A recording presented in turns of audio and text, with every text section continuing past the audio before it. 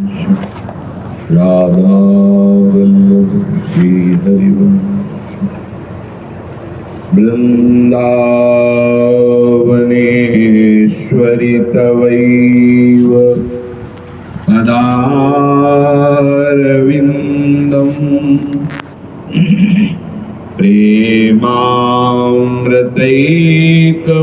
प्रेमामृतैकमकरन्द रसौघपूर्णं प्रत्यर्पितं मधुपते स्मरतापमुग्रं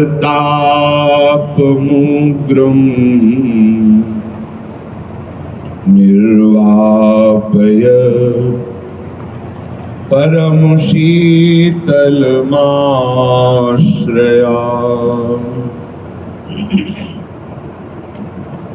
निर्वापय परमशीतलमाश्रयामि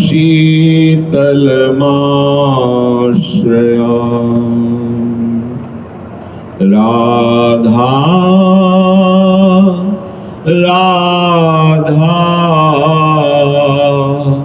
राधा राधा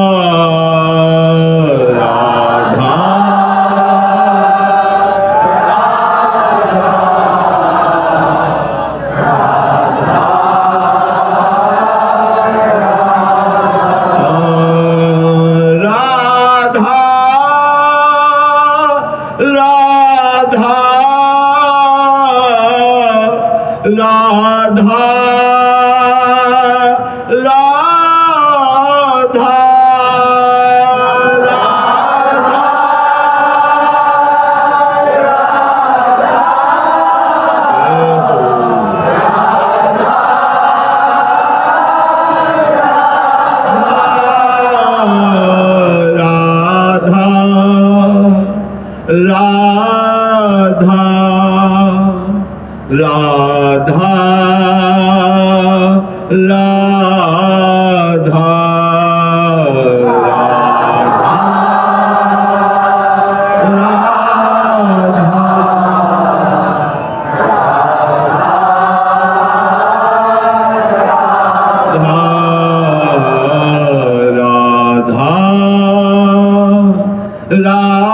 राधा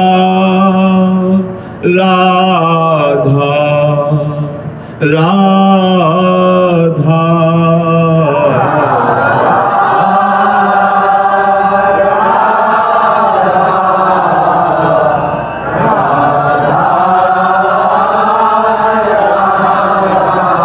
श्री राधा वल्लभ लाल की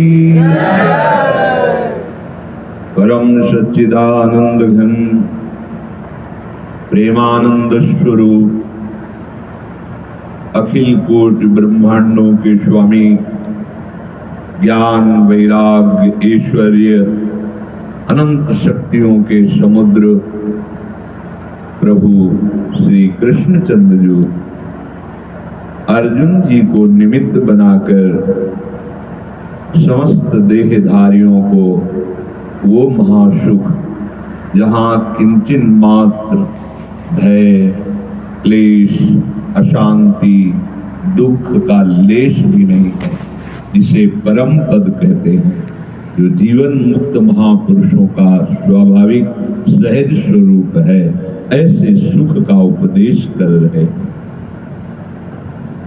प्रभु कह रहे हैं कर्मण्येवाधिकारस्ते मा फलेषु कदाचन मा कर्म फल हेतुर भूमा ते संगोस्तु कर्मणि।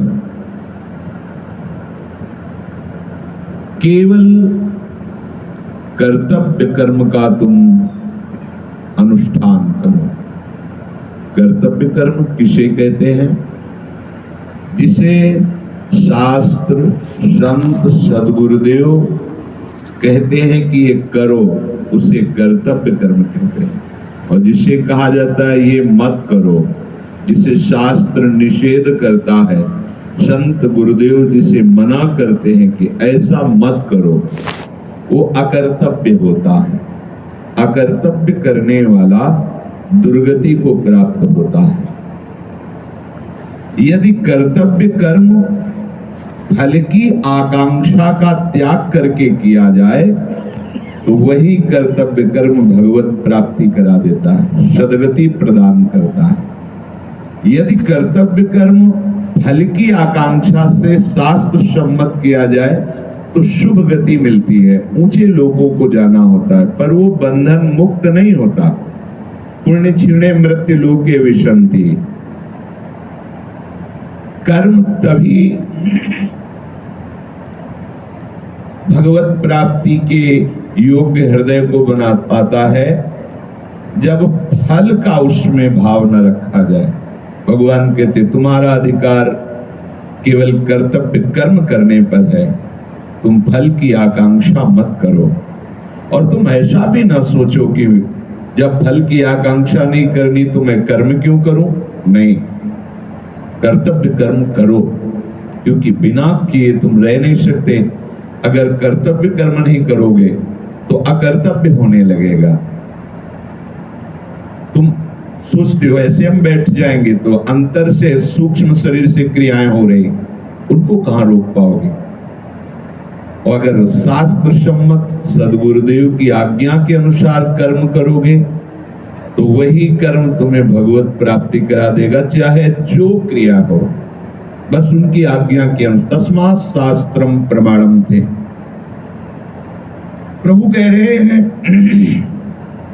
ऐसी तेरी धारणा नहीं होनी चाहिए कि मुझे जब कोई फल नहीं चाहिए तो मैं कर्म क्यों करूं, या जब तक कर्म फल का हम अनुष्ठान संकल्प नहीं करेंगे तब तक हमारी कर्म में रुचि नहीं होगी। लोगों को प्राय ऐसा लगता है कि जब फल का ही पता नहीं तो बिना फल के हम क्यों प्रयास करें। ऐसा नहीं होना चाहिए। भगवान आदेश करते हैं केवल हमें कर्तव्य कर्म करना है, आज्ञा का पालन करना है, इसका क्या फल होता है हमें इससे कोई मतलब नहीं। ऐसी धारणा वाले को सीधे भगवत प्राप्ति होती, सीधे। एक छोटा निष्काम कर्म गुरु आज्ञा के अनुसार, शास्त्र आज्ञा के अनुसार किया हुआ कर्म वही भगवत प्राप्ति करा देगा। गौड़ देश में उड़ीसा प्रांत में एक ब्राह्मण, बड़े धनी मानी, उनके लड़के बच्चे परिवार सब ऐश्वर्य, वृद्धावस्था हुई, उनके मन में आया कि तीर्थ याटन करना चाहिए। तो पड़ोस में ही एक गरीब ब्राह्मण जिनकी अवस्था यौवन थी वो रहते थे। ऐसे ही पास में बैठे तो वृद्ध ब्राह्मण जो धनी थे उन्होंने कहा हमारे मन में ऐसी इच्छा हो रही, पूरा जीवन हमारा लग गया गृहस्थी में, अब बुढ़ापे में तो हमें तीर्थ याटन और भजन साधन कर लेना चाहिए, नहीं तो जीवन व्यर्थ हो जाएगा। पर अकेले जाने की हिम्मत नहीं पड़ती क्योंकि वृद्ध शरीर है। तो जो गरीब ब्राह्मण यौवन अवस्था को प्राप्त थे उन्होंने कहा आप चिंता मत करिए, हम अपना सौभाग्य समझेंगे कि हमें भी तीर्थों का दर्शन होगा और आप वयोवृद्ध हैं, गुरु के समान हैं, आपकी सेवा करने का अवसर मिलेगा। आप हमें आदेश करें, हम आपके साथ चलेंगे, पूरी सेवा आपकी करेंगे। उनका इसके बदले में आप क्या चाहेंगे? कुछ नहीं, हमें भी तीर्थों का दर्शन होगा और आपकी सेवा होगी, कोई फल की आकांक्षा। उनको बहुत अच्छा लगा, एक जवान साथी मिल गया सेवा के लिए, तीर्थयाटन का मन में उत्साह था और धन खूब था ही, तीर्थयाटन के लिए निकले। श्रीधाम वृंदावन आए, ब्रज की अद्भुत अद्भुत पावन स्थलियों का दर्शन किया। ये मोहिनी भूमि है, एक बार जो यहाँ आ जाता है तो कुछ ऐसा है यहाँ का प्रभाव कि वो फिर अगर भूल जाए तो समझो बहुत ही मलिन अंतःकरण और बहुत ही मलिन कर्म करने वाला है। ये तो एक बार आने के बाद चित्त में बार बार आने की इच्छा प्रकट करता है। ये ब्रजधाम, ये मोहिनी भूमि है, यहाँ की रज मोहिनी है, यहाँ के आराध्य देव मोहिनी है, यहाँ की लताएं मोहिनी है, यहाँ का सब परिकर मोहित कर लेता है क्योंकि महाप्रेम स्वरूप है। जब यहाँ तीर्थ यात्रा करके फिर हरिद्वार ऐसे पहाड़ की तरफ, तो वहाँ का जो जल है वो कोई तपस्वी ही पचा सकता है, वो तपोभूमि है, देवभूमि। ये भगवान का घर है, बड़ा अंतर, वो द्वार है और ये घर है हरिद्वार।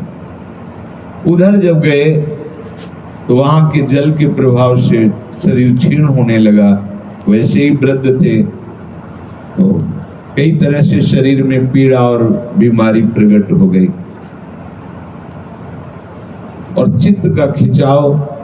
ब्रजभूमि के दर्शन करने के बाद जब उधर गए तो मन ही नहीं लगा, उनको लगा एक बार फिर मुझे ब्रजभूमि में आना चाहिए।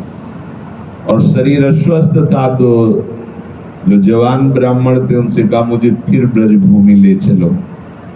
यहाँ उन्होंने बहुत सेवा की, धन था इसलिए खूब औषधि, खान पान की व्यवस्था, शरीर दबाना, सब सेवाएं। ऐसी सेवा, वैसी निश्चल सेवा, निष्कपट सेवा। ब्राह्मण बहुत अंदर से सेवा भार से दब गया। जो वृद्ध ब्राह्मण था उनका बेटा, ऐसी तो कोई सेवा नहीं कर सकता, मैं क्या दूं तुम्हें, सेवा में बड़ी सामर्थ्य है। ब्राह्मण ने कहा मेरी प्रसन्नता के लिए तुम कुछ बोलो, क्या चाहिए तुम्हें? खूब धन है हमारे पास, जमींदार हैं हम, नहीं चाहिए, नहीं, कुछ नहीं चाहिए। ऐसी वार्ता करते हुए गोपाल जी महाराज के दर्शन करने के लिए आए। जब दर्शन किए तो एकदम मन में रहा न गया, बोले बेटा मुझे अपनी बेटी के लिए वर खोजना ही था, तो तुम्हारे जैसा समर्पित और पवित्र ब्राह्मण मुझे कहां मिल सकता है। मैं गोपाल जी को साक्षी करके वचन देता हूं कि अपनी बेटी का पाणी ग्रहण तुम्हारे साथ कराऊंगा। उनका देखो मैंने तो कुछ कहा नहीं और मैं इसके योग्य भी नहीं क्योंकि गरीब हूं, तुम्हारा परिवार हर तरह से समर्थ है, वो लोग ये बात स्वीकार नहीं करें। बोले हम भगवान के सामने कहते हैं, जब हमारी बेटी है हम कह रहे हैं तो तुम्हें कुछ। बोले जैसी प्रभु की इच्छा, मेरी तो चाह नहीं थी, पर जब आप ऐसा कह रहे तो स्वीकार है। और कुछ दिन ब्रजभूमि में रहे और जो अपने गौड़ देश को वापस हुए वहां गए। कुछ दिन व्यतीत हुए, कोई चर्चा ही नहीं हुई। जवान ब्राह्मण जो थे वो गए और कहा, प्रणाम करके कहा, आपने वृंदावन में कहा था गोपाल जी के सामने की बेटी का पाणी ग्रहण तुम्हारे हाथ करेंगे। यद्यपि मेरी कोई इच्छा नहीं थी, पर आपने वचन दिया था, तो कब करेंगे आप? उस समय उनके लड़के भी बैठे हुए थे। धक्का लगा करके बाहर किया, तू अपने को देखता है मेरी बहन की योग्य है, तू धक्का मार के बाहर कर दिया। और बूढ़े ब्राह्मण से परिवार के जनों ने दबाव बनाया कि भूल से भी मत कह देना कि मैंने बेटी का पाणी ग्रहण करने का वचन दिया है। अगर कभी कोई बात भी आए तो कह देना मैं बीमार था, बूढ़ा हूं, मुझे याद नहीं कि मैंने इसे कुछ कहा है, बस तुम्हें यही कहना है। और वो दबाव में वृद्ध ब्राह्मण आ गया। परिवार का दबाव ऐसा होता है। कुछ दिन व्यतीत हुए पर कोई चर्चा नहीं, और धक्का मार के तो निकाल ही दिए गए थे, तो दोबारा हिम्मत नहीं पड़ी वहां जाने की। तो पंच पहले न्याय गांव में ही हो जाता था। ऐसे 4-5 मुखिया वयोवृद्ध ज्ञान वृद्ध जन सभा लगाते थे और फिर वो निर्णय करते थे। अगर कोई समस्या होती थी, कहीं बाहर अदालत आदि जाने की जरूरत ही नहीं होती थी, और गांव के मुखिया जो निर्णय कर देते थे वो पूरा न्यायाधीश का निर्णय माना जाता था। उस समय न्यायालय गांव में ही मानो होता था। मुखिया जन न्याय करते थे, बड़े बुजुर्ग धनी मानी जन। अब ये पंचों के पास गए और अपनी बात कही कि हमने तो कोई कामना नहीं की थी, इनकी सेवा के लिए गए थे, जितना प्रभु की प्रेरणा से बना सेवा की। इन्होंने वहां गोपाल जी के सामने कहा कि हम अपनी बेटी का ब्याह तुम्हारे साथ कराएंगे, और अब यहाँ आकर के मुकर गए। पंचों ने कहा ठीक है, हम बुलाते हैं उनको। उनको बुलाया, उनके परिवार के सदस्य जन आए तो कहा आपके साथ ये तीर्थ यात्रा में गए थे? बोले जी। आपकी सेवा की? हाँ, बहुत सेवा की। आपने इनको देने के लिए अपनी तरफ से ऐसी बात कही थी कि पाणी ग्रहण संस्कार हम अपनी बेटी को करा देंगे। अब यहां रुके और कहा ऐसा कुछ हमें याद नहीं कि हमने ऐसा कुछ कहा है।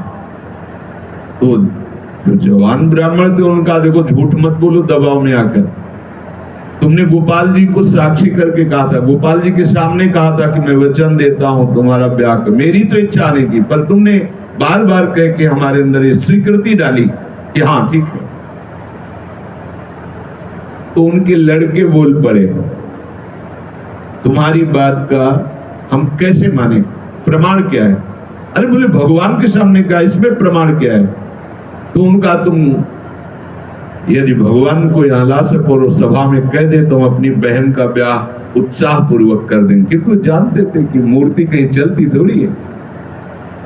और सीधा साधा निष्काम भक्त कुछ रुपए एकत्रित किए और वृंदावन।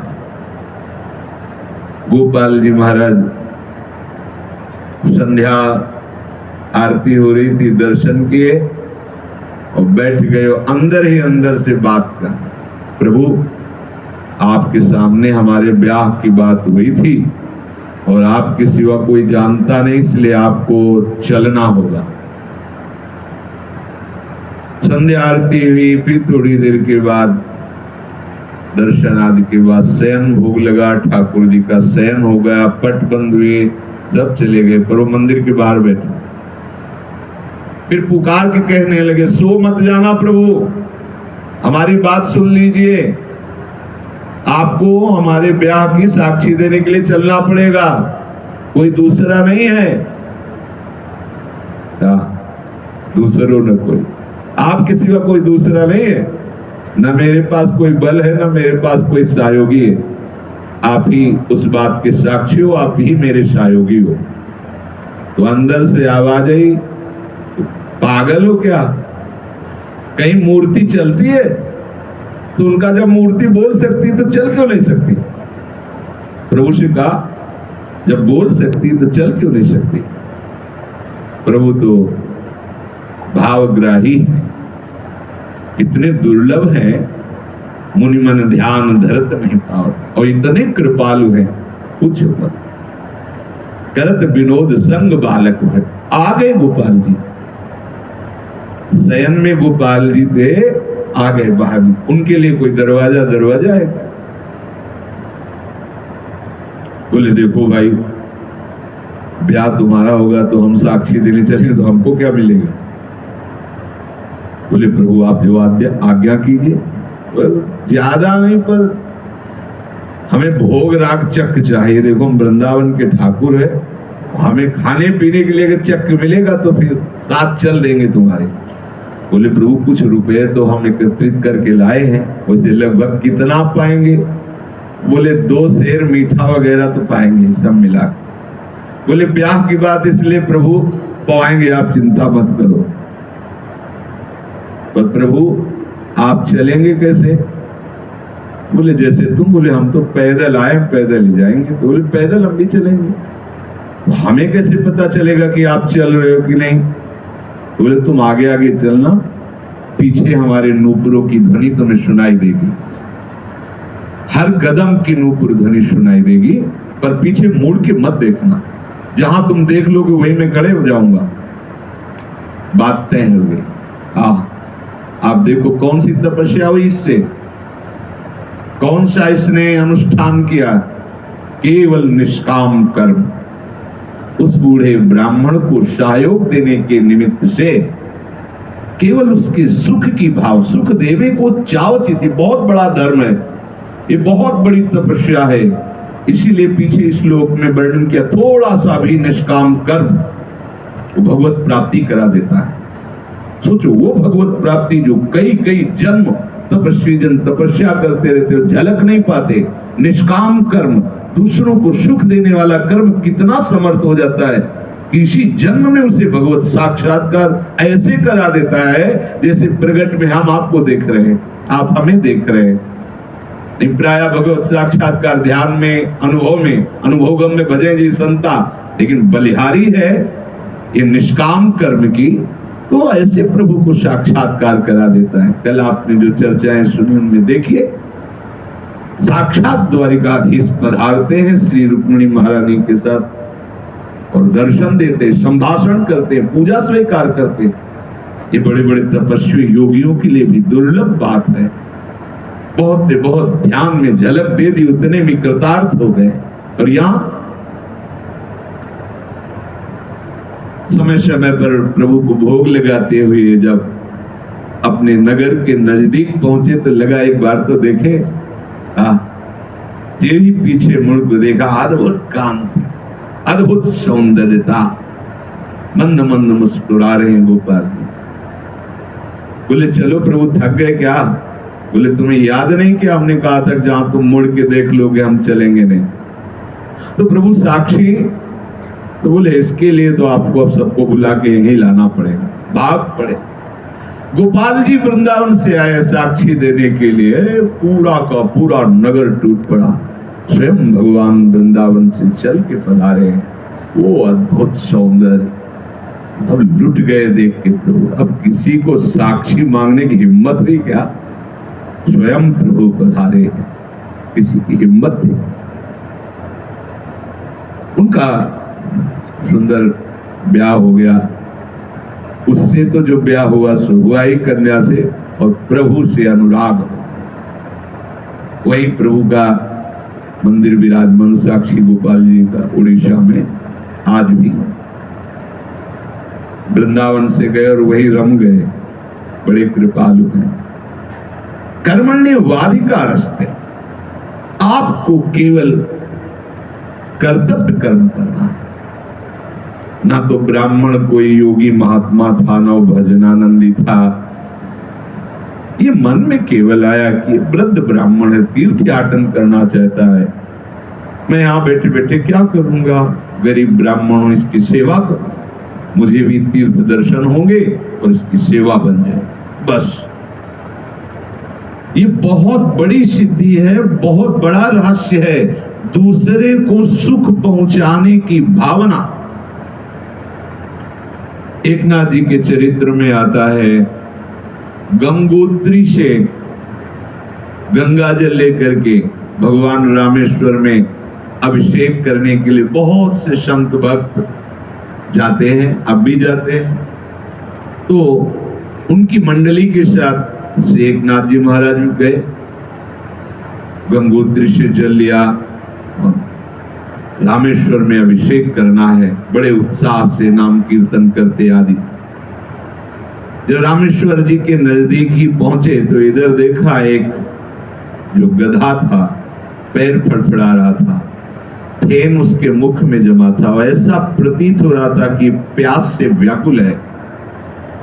सब लोग देख करके चले। किसी किन्हीं के मन में आया कि पिलाऊं क्या, अरे गंगोत्री से जल लाए, गधे को पिलाऊं, महादेव को अर्पित करूंगा जाके। जब एकनाथ जी ने देखा, उनके मन में आया कि इसको पिलाना चाहिए, क्योंकि इसको अत्यंत आवश्यकता है, इसको सुख मिलेगा, सुख देवे को चाहते।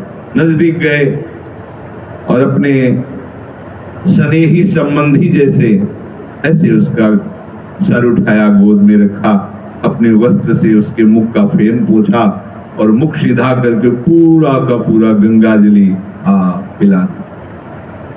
जे भी पिलाकर इसे हाथ फेर रहे तो देखा भगवान रामेश्वर स्वयं बैठे हुए, वो गधा लेते, भगवान रामेश्वर उस रूप में थे। या ऐसा कह लीजिए, इनके सुख देने की भावना ने वही रामेश्वर जी को प्रकाशित कर दिया।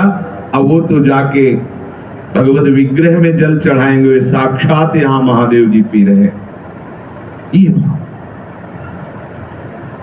हमारे हृदय में जब तक स्वसुख वांछा है और हम कर्म करके उसका फल चाहते हैं लोक लोकांतर के, तब तक वास्तविक फल की प्राप्ति नहीं होती। यही तन कर फल विषय न भाई, भजी राम शब काम बिहाई।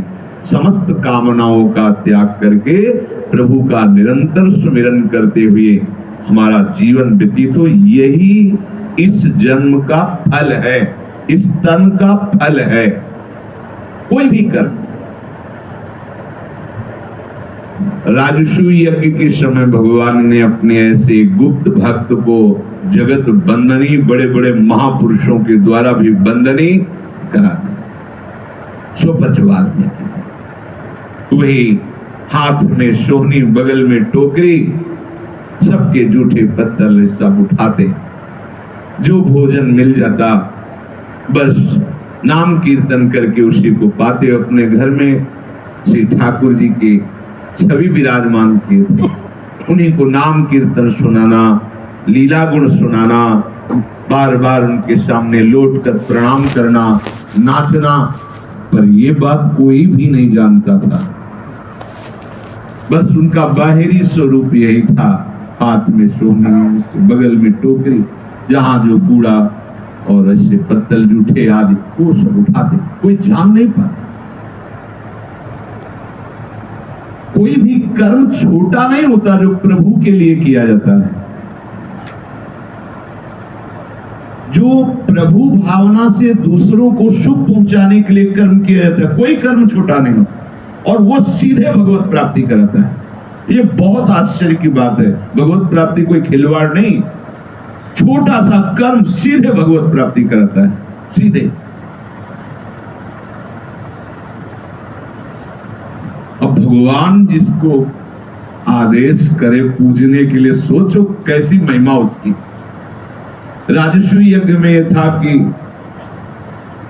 जब सब पूरी यज्ञ पूर्ण हो जाएगी तो शंख बजेगा, या कई कई घंटा की बात है, नहीं बजा।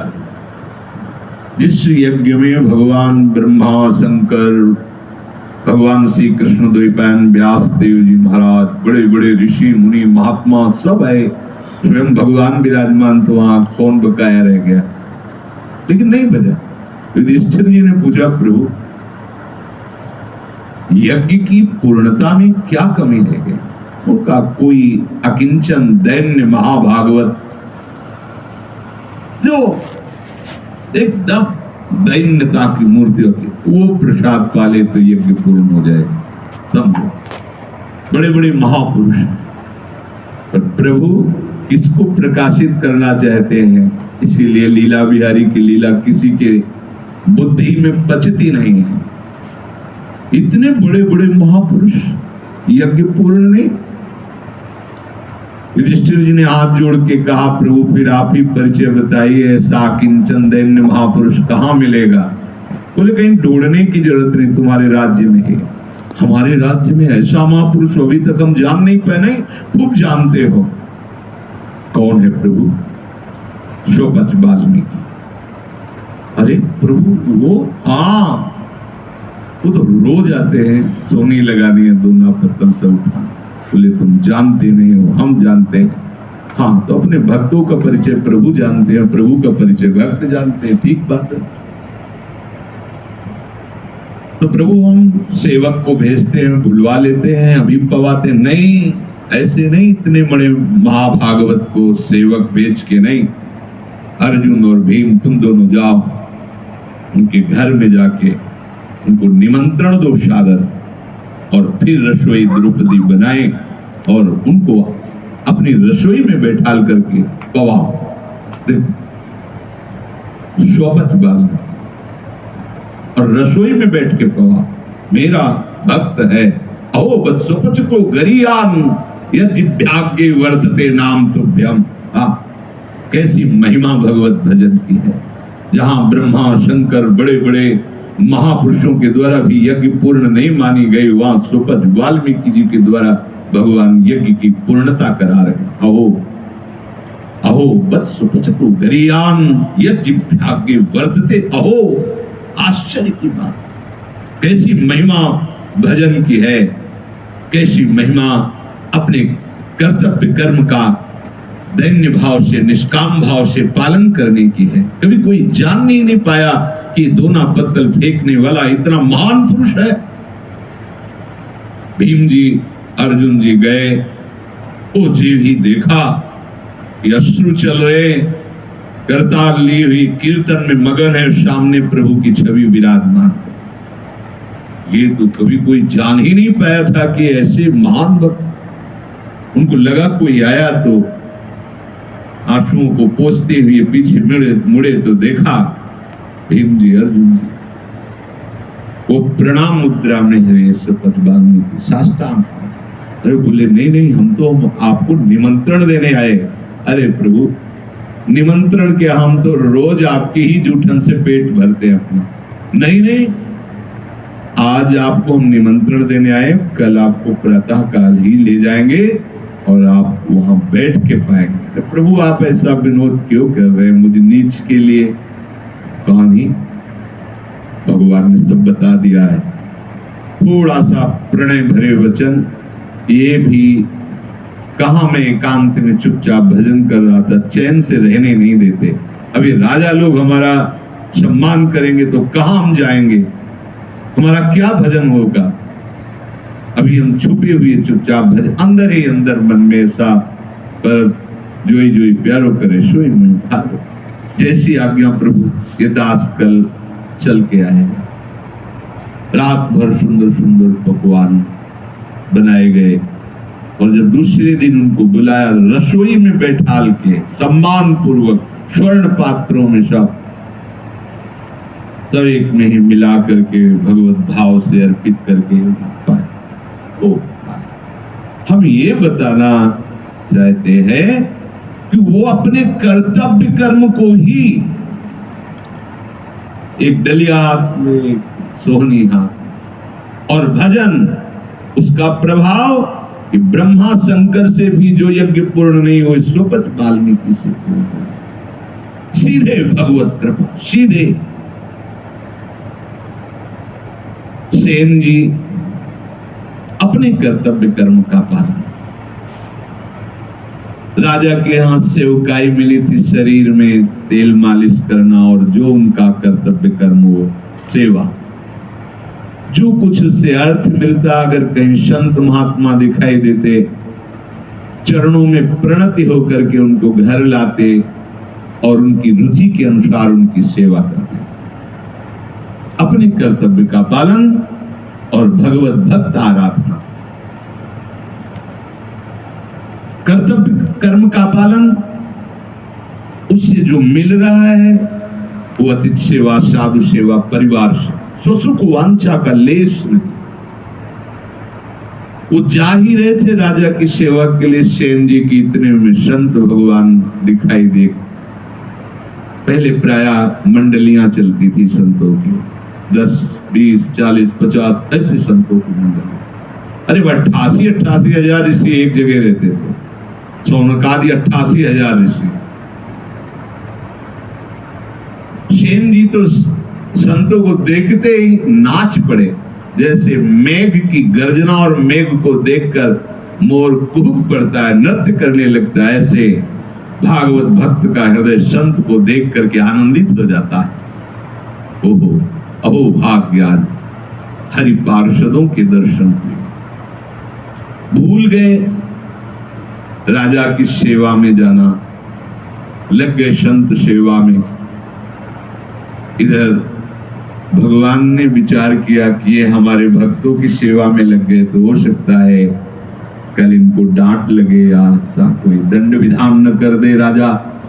तो भगवान ने राजा की बुद्धि नहीं बदली, भगवान सेन जी बन करके स्वयं गए, वैसे ही जुहार कर रहे हैं। देखो अखिल कोटि ब्रह्मांडों के स्वामी ब्रह्मा शंकर आदि जिनकी चरण रखने की चौकी में माथा रगड़ते हैं, वो प्रभु अपने भक्त के लिए स्वयं सेन जी बन के जाते हैं, जुहार करते हैं, नमस्कार करते हैं, और जो सेवा सेन जी करते वही करते।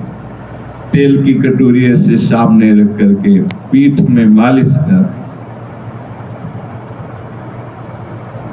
राजा की जब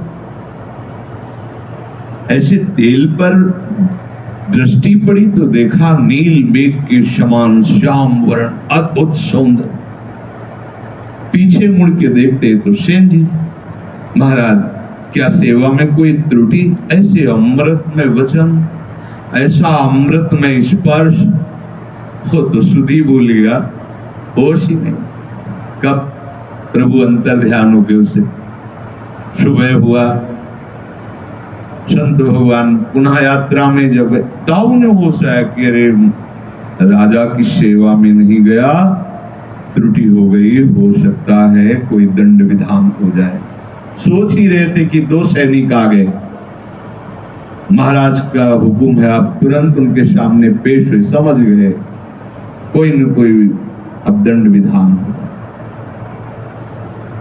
नजदीक गए, अंदर से घबरा रहे थे कि रोष तो होगा ही राजा के हृदय में, क्योंकि हमने सेवा का उल्लंघन किया और कोई सूचना भी नहीं दी। राजा ने कहा, सेन जी मैं आप पर बहुत प्रसन्न हूं। वो समझा शायद कटाक्ष कर रहा हो, चुप रहे। कल जो तुमने सेवा की, ऐसा सुख मिला कि कभी ऐसा सुख नहीं मिला। आज जो तुम मांगोगे मैं तुम्हें दे दूंगा, जो हमारे पास है। अब लगने लगा कि कुछ तो है, क्योंकि इनको रोष युक्त नेत्रों से देखना चाहिए हमारी तरफ, क्योंकि सेवा की त्रुटि हुई थी। पर ये रोष युक्त ना देख करके प्रेम युक्त देख रहे, कुछ तो है। तो जो आसपास सेवक जन खड़े थे उनकी तरफ देखा, वो भी कह रहे थे कि सेन जी कल जब आप आ रहे थे तो आपके चलने का ऐसा ढंग था कि हम सब देख के मोहित हो रहे थे। इससे और प्रमाण हो गया, हमें लग रहा है कि हम भगवान के अनन्य प्रेमी जनों की सेवा में थे, मुझे लगता है मेरे भगवान मेरा रूप धारण करके इसकी सेवा में। राजा से कहा, प्रभु अब हम आपसे यही कृपा याचना करेंगे कि मुझे आप अपनी सेवा से मुक्त कर दीजिए और मैं एकांत में अब रहना चाहता हूँ। ऐसा है, तुम्हें जो आवश्यकता जब हो आप ले जाना, हमारी सेवा से तुम मुक्त। स्वयं भगवान, ये किसी तपस्या का फल नहीं, वो अपने प्राप्त वही कर्म कर रहे हैं जो उनको करना है। अपने प्राप्त कर्तव्य कर्म को भगवत और भगवत भक्त सेवा भगवान रीच। इस जन्म में अगर हमें महासुख की प्राप्ति करनी है तो भगवान स्वयं आदेश करते हैं, कर्मण्येवाधिकारस्ते मा फलेषु कदाचित्। तुम फल क्या चाहोगे? विषय प्रधान बुद्धि है, बड़े से बड़े सत्कर्म का तुम एक ही फल मांगोगे, कोई न कोई इंद्री का भोग और भोगे हुए विषयों का संग्रह। इसके अलावा तुम्हें पता ही नहीं है। लोक लोकांतर के भोग और भोगने वाले जो प्रियता से हमने भोगा है, वो भोग हमारे पास सदैव अधिक मात्रा में बने रहे। भोग और संग्रह, भोग और संग्रह वृत्ति रखने वाला कभी निश्चय नहीं कर सकता कि मुझे भगवत प्राप्ति करनी है। भोगेश्वरी प्रसक्ता नाम तया प्रहृत चेतसाम व्यवसायत्मिका बुद्धि समाधौ न विधीयते। भगवान में एक निष्ठ बुद्धि उसकी होते ही नहीं है जो भोगों में लगा हुआ है और भोग सामग्रियों के संग्रह में लगा हुआ है। इस सूत्र को वही धारण कर सकता है जिसको भगवत कृपा से भक्तों का संग मिला है, क्योंकि भक्तों के संग से ही हमारे जीवन का उद्देश्य सही होता है, हमारा भटकाव मिटता है। नहीं तो उद्देश्य बना हुआ है, संसार सत्य है, भोग सत्य है, भोगों में सुख है और रिश्ते नाते, ये प्रपंच। जो पुरुष इन दोषों से युक्त है वो ऐसे कर्तव्य कर्म का पालन नहीं कर पाएगा जिससे भगवत प्राप्ति होती है, और सत्संग के द्वारा इन दोषों का त्याग कराया जाता है। ये दोष है, सबसे पहला दोष, मुझे तो केवल अपने को ही सुखी रखना है, दुनिया से मतलब नहीं, दुनिया आग में जले, मुझे मौज में रहना है। इस विचार वाले पुरुष की जो बुद्धि होती है, मनुष्य की जो बुद्धि होती है, शरीरधारी की जो बुद्धि होती है, वो बड़ी अपवित्र होती है। सीधे शब्दों में कह सकते हैं कि वो आसुरी वृत्ति वाला होता है, राक्षसी वृत्ति वाला। तुम्हें कितना कष्ट हो रहा है किसी चेष्टा से, लेकिन हमें सुखाभास हो रहा है, बस तुम्हारे कष्ट की तरफ नहीं देखना है। मुझे सुख मिले, मैं सुख भोग कर मस्त रहूं, दुनिया नष्ट हो तो कोई मतलब नहीं। इसी बुद्धि को राक्षसी बुद्धि कहते हैं, और जितने घोर पाप कर्म बनते हैं वो इसी बुद्धि से बनते हैं, क्योंकि इसकी बुद्धि एक छोटी सी सीमा में आकर के भयानक गंदी हो गई। 3.5 हाथ के शरीर की सीमा में अगर उसको जरूरत पड़ेगी तो अपने माँ बाप का भी कत्ल कर देगा। वो जरूरत पड़ने पर कुछ भी कर सकता है। अपने जो स्वार्थ सुख बुद्धि, जो गंदी बुद्धि है, वो कुछ भी कर सकता, कुछ भी। ये जितने भी अपराध पाप होते हैं इसी बुद्धि वाले से होते हैं, और ऐसी बुद्धि वालों की कोई सींग नहीं होते, और ऐसी बुद्धि सबके होती है। हाँ, कोई अपनी सत बुद्धि से ऐसी बुद्धि को दबा करके धीरे धीरे नष्ट कर देता है, और कोई अपनी ऐसी बुद्धि से सत बुद्धि को धीरे धीरे दबा देता है और राज्य हो जाता है असद बुद्धि का। सुमति कुमति सबके उर रहे, इसे कुमति कहते हैं। जिस काम से मुझे सुख मिले, लाभ मिले, सुविधा मिले, संपत्ति मिले, वो मुझे काम करना है, वो कर्म करना है। चाहे हिंसा हो, चोरी हो, व्यभिचार हो, छीना झपटी, कुछ भी। और बहुत से लोग मेरा अनुसरण करें, जैसा मैं कहूं वैसा करें, इस विचार के साथ जो कार्य करता है वो दुर्गति को प्राप्त होता है। अभी वर्णन हुआ सदगति का। कर्मण्येवाधिकारस्ते मा फलेषु कदाचन, तुम फल की कदापि चिंता मत करो, फल को हेतु मत मानो, केवल कर्तव्य कर्म का आज्ञा पालन, सीधे भगवत प्राप्ति। कोई विघ्न नहीं, कोई परीक्षा नहीं। परीक्षा उसकी होती जो विद्यार्थी होता है, जो समर्पित अपना बच्चा होता है, उसकी परीक्षा नहीं होती। इसीलिए भगवत रसिक जी ने कहा, कै बच्चा के पेट और घट करे बिना, बच्चा बन गया। जो पढ़ाकू हैं उनकी परीक्षा होती है। हम पहले ही कह रहे हैं बुद्धिहीन है, अजितेंद्रिय है, नाथ जैसे भी है, पर आपके हैं वहां परीक्षा नहीं होती, ध्यान रखना। वहां जहां ये होता है मैं जितेंद्रिय हूं, मैं बुद्धिमान हूं, मैं ज्ञानी हूं, तो फिर वहां परीक्षा दिया जाता है, हल करो ये प्रश्न। ऐसे लोगों के बहुत से विरोधी बन जाते हैं और वो ऐसे दुर्गति के जाल में फंसता चला जाता है, निकलना मुश्किल होता है। कैसे लोग, मुझे सुख भोगना है, मस्त रहना है, चाहे दुनिया में आग लगे, पहली बात। दूसरी बात, जिन लोगों के ये विचार रहते हैं, अरे किसने देखा है भगवान को, मरने के बाद क्या होगा किसने देखा, सब गपोड़ बातें हैं, ना लोक है ना परलोक है ना भगवान है, मौज मस्ती लो। ऐसा भी कर्तव्य कर्म का पालन नहीं कर सकता। जिसके ऐसे विचार है, ना भगवान पर विश्वास है, ना लोक पर विश्वास है, ना धर्म पर विश्वास है, ऐसा स्वेच्छाचारी मनुष्य राक्षसी कहा जाता है। दूसरी जो सूत्र वृत्ति बताई गई, ये भी राक्षसी वृत्ति है। ये किसी भी पाप कर्म में उतर सकता है, जैसे ऊपर वाला भी ऐसे दूसरा भी, क्योंकि ना भगवान का भय है, ना उससे शास्त्र का भय है। शास्त्र का भय होता है, उसमें लिखा है कि ऐसा नहीं करना, भाई मैं नहीं करूंगा, उसमें लिखा है ऐसा। वो संत कह रहे थे मैं ऐसा नहीं करूंगा, वो गुरुदेव के मैं ऐसा नहीं करूंगा, मैं ऐसा नहीं देखूंगा, मैं ऐसा नहीं बोलूंगा, क्योंकि संत कह रहे थे, गुरुदेव कह रहे थे, शास्त्र कह रहे थे, वही बच पाता है। लेकिन ये ऐसी बुद्धि वाले बहुत लोग मिलेंगे, कहां भगवान, कहां लोक पर लोग, सब गपोड़ बातें, ओ मर के नरक जाना है, स्वर्ग जाना है, अरे सब मस्ती लो। ऐसा मनुष्य स्वेच्छाचारी हो जाता है, किसी भी पाप कर्म में वो भयभीत नहीं होता। बुरे कर्म का फल परलोक में जाके दुख भोगना सब गपोड़ मानता है, ऐसा गप है, कहीं कोई नहीं। ऐसे जो भाव वाला होता है, वो प्रकट में और छिपकर दोनों प्रकार से भरपूर पाप कर्म ही केवल करता है।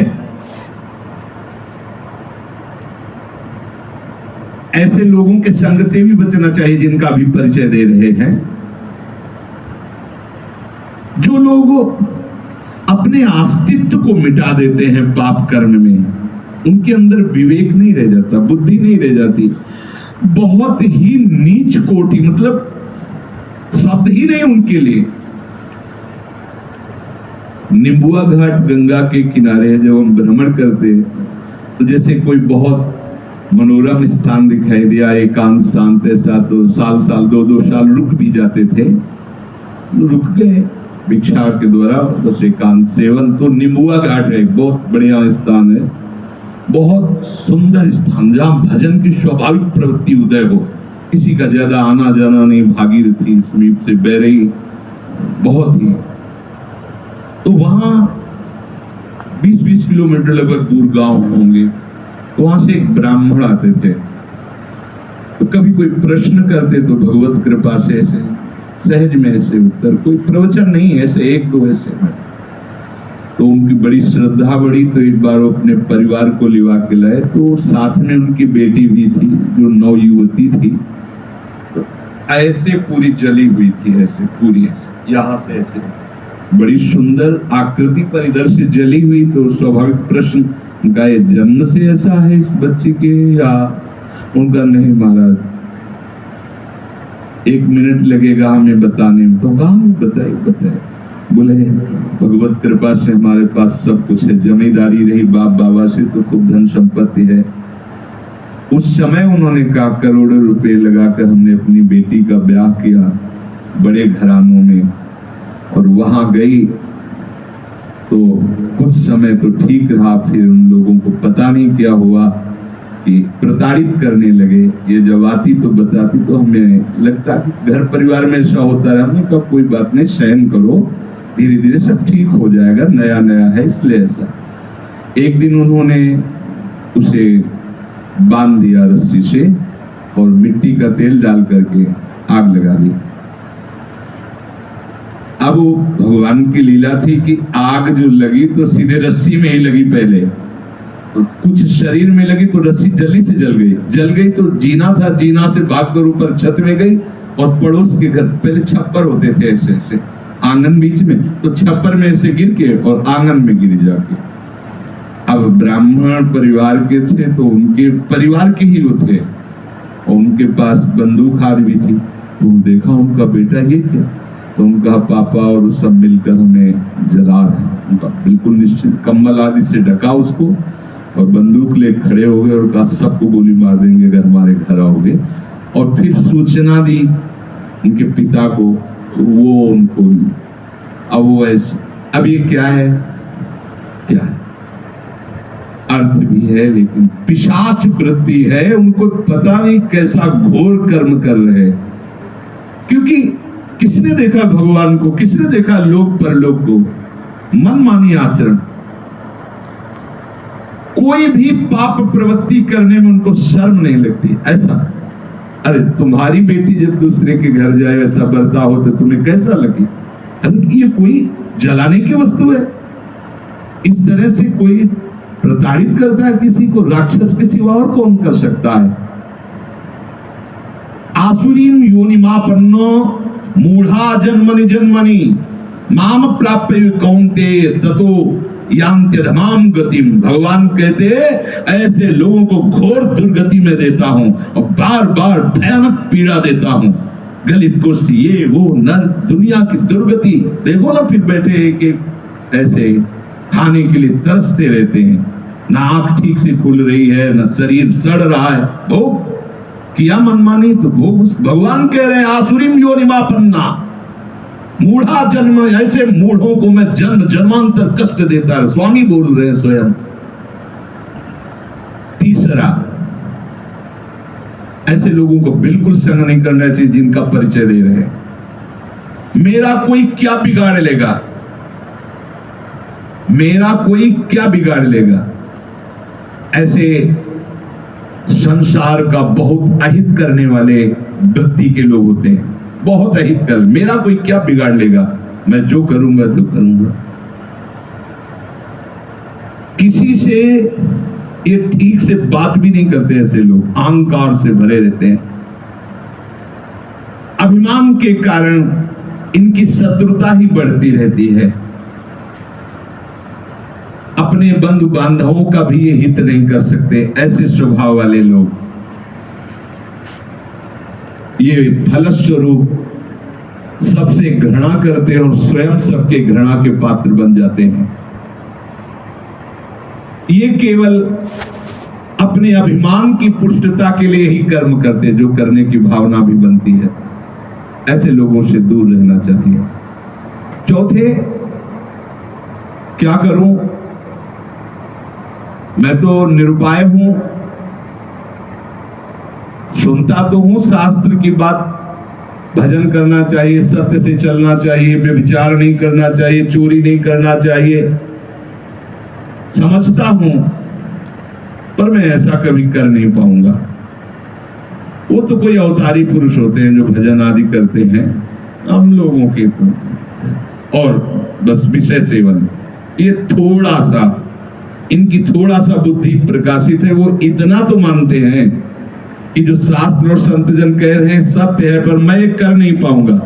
ये भी चौथे नंबर पे है। ऐसे लोगों का भी संग नहीं करना चाहिए। भाई मेरे से भजन होता नहीं है, हाँ ठीक है, भजन करना वो संत महात्माओं का काम है, हमारा काम नहीं है।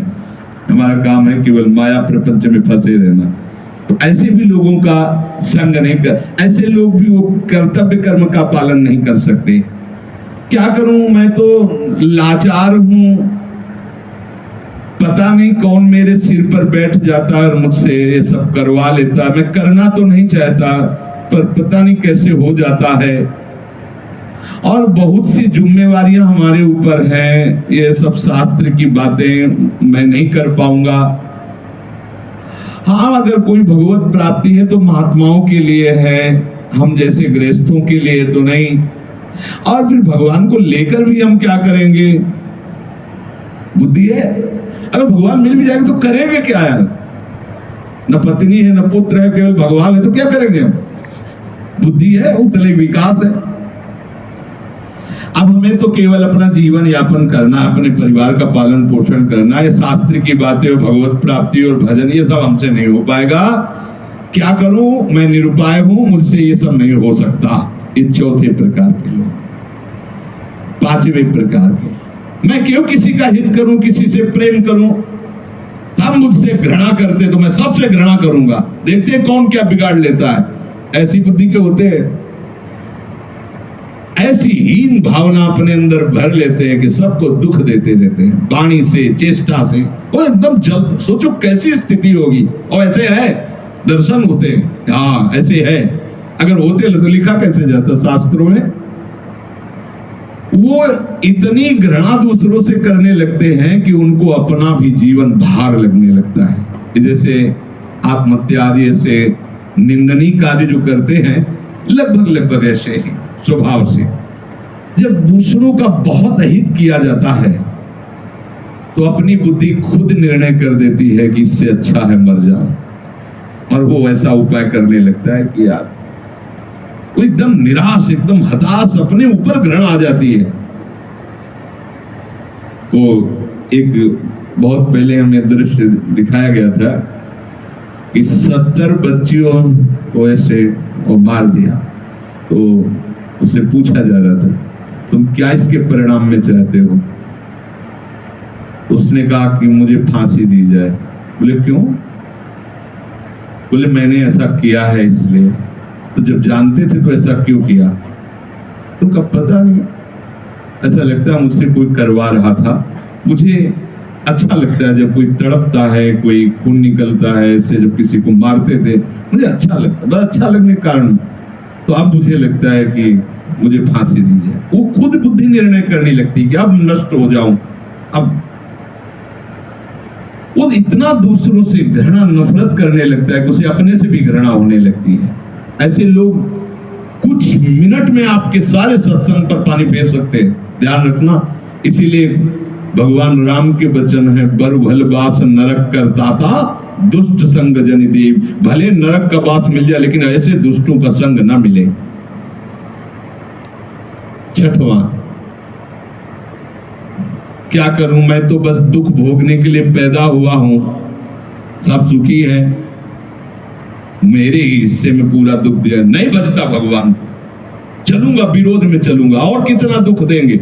वो और उत्साहित होकर पाप कर्म करता। बुद्धि देखो कैसे प्रेरित करती है। बड़ा चिड़चिड़ा स्वभाव, नाक में गुस्सा, कोई बोल दे तो पीटने का भाव, एकदम ऐसे मिलते हैं। मैंने देखा संसार में कोई हमारा नहीं, सब हमें दुख देने के लिए तैयार। तो मैं किसी को सुख क्यों दूं? बख्शूंगा नहीं, अगर कोई छेड़ेगा तो समझ लो एकदम उदासी, निराशा, क्रोध, उद्विग्नता, मस्तिष्क विकृति, उन्माद, ये इसके मित्र होते हैं ऐसे लोगों के। सातवां, जगत में कोई भी अच्छा नहीं, सब दुष्ट स्वभाव वाले, बुरे, गंदे लोग हैं, कोई अच्छा नहीं। फिर मैं इनके साथ अच्छाई क्यों करूं? जो जैसा होता वैसे ही करना चाहिए, दुष्टों के साथ दुष्टता ही करूंगा। ऐसे भी है, ऐसे वो जिसको देखो उसमें दोष ही निकालेंगे, कहीं भी गुण बुद्धि उनकी नहीं होती। अतएव न वो अपना भला करते हैं न वो दूसरों का भला होने देते हैं। आठवां, मुझे ऐसे कार्य करना चाहिए कि अंदर से भले मैं वैसा नहीं हूं, लेकिन लोग मुझे ये कहें कि बहुत बढ़िया है। ऐसे ये थोड़ा सुधार की तरफ है। इतनी तो बात समझ में आ गई कि मुझे ऐसे कार्य करना चाहिए कि लोग कहें कि ये बढ़िया है। और घोर राक्षसी से तो थोड़ा मनुष्यता में आने, भले असलियत नहीं है पर कम से कम यश प्राप्ति के लिए प्रगट में ऐसा हिंसात्मक कार्य, दूसरों को भयानक दुख देने वाला कार्य नहीं करेंगे। 8वें सूत्र में कहा कि लोग मुझे अच्छा समझें, भले मेरे में अच्छाई नहीं पर मुझे ऐसे दिखावा करना, भैया ऐसे ही हो तो भी चलेगा, कम से कम दिखावे के लिए ही सही। किसी की हिंसा न करे, किसी की चोरी न करे, किसी के व्यभिचार न करे। वो उनका असलियत भाव नहीं, पर वो दिखावे के लिए सारा नाटक करना चाहते हैं। 9 नंबर कहते हैं कि वैराग्य ले लो, राग मत करो, भजन करो जा करके। अगर मैं घर से निकल जाऊं तो सब चौपट हो जाएगा, मेरे द्वारा ही ये घर चलता है। ये भी उसी पंक्ति में है जिनका संग नहीं करना चाहिए। 10वां, अपने को तो बस वही उपाय करना है कि बड़ी शौकीनी से, विलासिता से, आराम से जिंदगी कटे, बस मुझे वही करना है। तो ऐसे लोगों का संग अपने कर्तव्य का पालन करने वाले उपासक को कभी नहीं करना चाहिए, क्योंकि इनके संग से तुम्हारी दबी हुई जो कुमति है, कोई ऐसा न समझे कि मेरे अंदर कुमति नहीं, कुमति सुमति सबके उड़ रहा है। बस जहां अवसर मिला सत्संग का तो सुमति बढ़ी और कुमति को दबा करके धीरे धीरे उसको नष्ट कर देती है। वो महात्मा बन जाता है। जहां सुमति तहां संपत्ति नाना, और जहां कुमति तहां विपत्ति निदा। और जहां कुसंग मिला, सुमति को दबा करके कुमति इतनी बढ़ जाती है कि इस गली में आने के लिए राजी नहीं करेगी। क्या सत्संग, कुछ नहीं, कुमति बढ़ जाती है। इसलिए भगवान आदेश कर रहे, कर्मणि वाधिकारस्ति मा फलेषु कदाचित्। सच्ची मानो, यदि तुम फल की इच्छा नहीं करोगे तो ऐसा फल मिलेगा कि निहाल हो जाओगे। अगर फल की इच्छा करके करोगे तो तुम क्या मांग सकते हो? अगर किसी बादशाह के पास गांव के गरीब आदमी को भेजा जाए, आप लोगों ने गांव की जिंदगी शायद ना देखी हो, हमने देखी। मिट्टी का घरौंदा, ऊपर से कुछ का छप्पर, मेहनत करके आ रहे, 4 रोटी प्याज ऐसे हाथ में लेके खा रहे, एक फटी सी रजाई, पूरा परिवार उसी में। वो देखा है, वो भी रोटी वो मेहनत करके ला रहे हैं ऐसे। अब उस आदमी को एक बादशाह के सामने पेश किया जाए, जो चाहो मांग लो, वो क्या मांगेगा? बहुत ये कहेगा कि हमारा घर पक्का बन जाए, और हिम्मत करेगा डरते हुए तो साल भर के लिए भोजन व्यवस्था कर दी जाए। वो क्या मांगेगा? अगर बादशाह के ऊपर छोड़ दे कि हुजूर आप जो चाहें, तो वो अपने लेवल से सोचेगा। वो जब सोच के देगा तो तुम्हें जो मांगना भी नहीं आता था वो अपने आप सब प्राप्त हो जाएगा।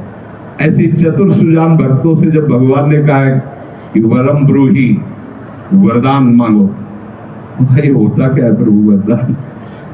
कई ऐसे चतुर सुजान भक्त हुए हैं जिन्होंने भगवान को फंसा लिया। तो जो इच्छा हो, तो प्रभु मांगना ही नहीं है तो मांगे तो क्या, हमें कुछ समझ में ले, आप दे दीजिए। अब आप ये थोड़ी कहेंगे कि ब्रह्मलोक ले लो या स्वर्गलोक ले लो, क्योंकि जानते हैं सब माया के द्वारा रचित है। तो फिर आप क्या करते हैं? अविरल भक्ति प्रदान करके उसके अधीन हो जाते हैं। ये बहुत बड़ा रहस्य है। एक छोटा सा भी कर्म आपको भगवत प्राप्ति करा देगा। समय नहीं पर कुछ क्षण की बात बता रहे हैं, अपने जीवन की घटना। काशी में तुलसी घाट में ऊपर ऐसे बैठे हुए थे, युगल किशोर पास बैठे थे, ये कुछ प्रसाद लाए थे पाने के लिए। इतने में वर्षा शुरू हुई, दूर दृष्टि गई तो देखा 80 घाट उस समय कच्चा था, अब सुनते हैं पक्का हो गया। तो उस कच्चे में पूरा पानी बह करके ऐसे वहीं से निकलता, और एक आदमी पड़ा था ऐसे। तो युगल किशोर से कहा, मुर्दा है क्या? क्योंकि काशी में मुर्दा कोई आश्चर्य वाली बात नहीं होती, जैसे लकड़ियों के टाल होते हैं ऐसे वहां मुर्दे का क्रम रखा होता है। अखंड चिता जलती रहती, अखंड दशाश्वमेध घाट में सैकड़ों चिताएं जलती ही रहती है, महाश्मशान जलती ही रहती। वहां मुर्दा कोई खास बात नहीं होती। अरे मुर्दा वो तो एक साधारण बात है, चिता भस्मा लेपो गरल मसन, वो महादेव की नगरी। उनका नहीं महाराज, मुर्दा नहीं, इसे कुष्ठ रोग है, चल नहीं पा रहा। हम कहा पानी वर्षा अभी आ रहा है और ये तो बहके गंगा में। अरे बोले काशी है बाबा, ऐसे कैसे सामने देख रहे यार, वो जिंदा है। वो उठे और सीढ़ियां, बहुत ऊंची ऊंची सीढ़ियां हैं, सीढ़ियों से उतर करके जले गए तो काफी पानी आ चुका था। वो बस ऐसे गर्दन लेटे हुए थे ऐसी जगह, और ताकत थी उस समय। तो ऐसे उठाया उनको, सीढ़ियों से चढ़ते एक बारंडा टाइप था बीच में, वहां ले गए। तो कुछ संत जन बैठे थे तो ऐसे ही घाट में रहते, इसको क्यों ले, ये गति आपकी भी हो सकती है, हमारी भी हो, आपको ऐसा नहीं कहना चाहिए। और थोड़ा आवेश में बोले तो शांत उनको लिटाया और अपने वस्त्र से ऐसे। तो उनकी जो दृष्टि उस समय हमें प्राप्त हो रही थी वो हम बता नहीं सकते आपको।